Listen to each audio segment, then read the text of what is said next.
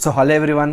So firstly పెద్ద movie చిక్రీ చిక్రీ song అయితే release అయింది, చాలా బాగుంది. సో టీ సిరీస్లో యూట్యూబ్ ఛానల్లో అయితే ఉంది. సో ఒకసారి ఎవరైనా చూడని వాళ్ళు ఉంటే ఒకసారి వెళ్ళి చూసి వచ్చేయండి. So coming to the girlfriend movie review. So acted by the Rashmika Mandanna, Deekshith Shetty and directed by the Rahul Ravindran.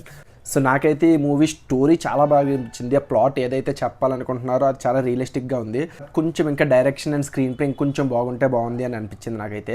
So director చెప్పాలనుకున్న పాయింట్ సింపుల్ పాయింట్, అమ్మాయిలు రీసెంట్ టైంలో రెస్ట్రిక్షన్స్ అండ్ పొసెసివ్ లవ్ స్టోరీస్లో పడి ఏ విధమైన స్ట్రగుల్స్ ఫేస్ చేస్తున్నారని ఒక కాన్సెప్ట్ తీసుకుని చాలా రియలిస్టిక్గా అయితే తీయని ట్రై చేశారు. నాకేమనిపించింది అయితే రైటింగ్ చాలా బాగా రాసుకున్నారు, కానీ ఎగ్జిక్యూషన్ అండ్ స్క్రీన్ ప్లే మాత్రం ఎక్కడో కొంచెం తేడా కొట్టింది. సో స్టార్టింగ్ ఫస్ట్ పార్ట్ అంతా కూడా ఏదో నడుస్తున్నట్టు అనిపిస్తుంది. సెకండ్ పార్ట్లో ఎక్కడో పికప్ అవుతుంది అని అనుకున్నాను, బట్ సెకండ్ పార్ట్ కూడా కొంచెం స్లోగానే రన్ ఉంది. బట్ ఫైనల్ ఎండింగ్ మాత్రం చాలా బాగా ఇవ్వడం అయితే జరిగింది. ఇంకా కొంచెం నాకు మైనస్ ఎక్కడ కనిపించాయి అంటే బ్యాక్గ్రౌండ్ స్కోర్ అనే చెప్పొచ్చు. సాంగ్స్ కూడా అంత ఎక్స్ట్రాడినరీగా గట్రా నాకు ఏం అనిపించలేదు.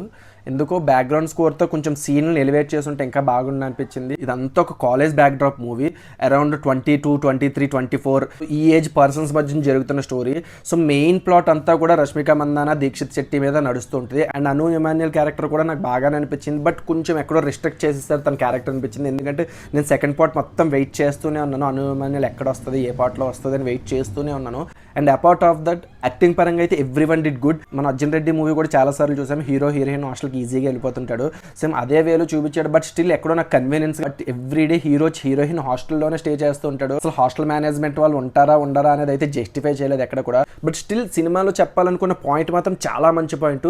స్క్రీన్ ప్లే బాగుంటే మాత్రం ఇంకా బాగుంది అనిపించింది నాకైతే. సో నా రేటింగ్ అయితే ఈ మూవీకి 2.5.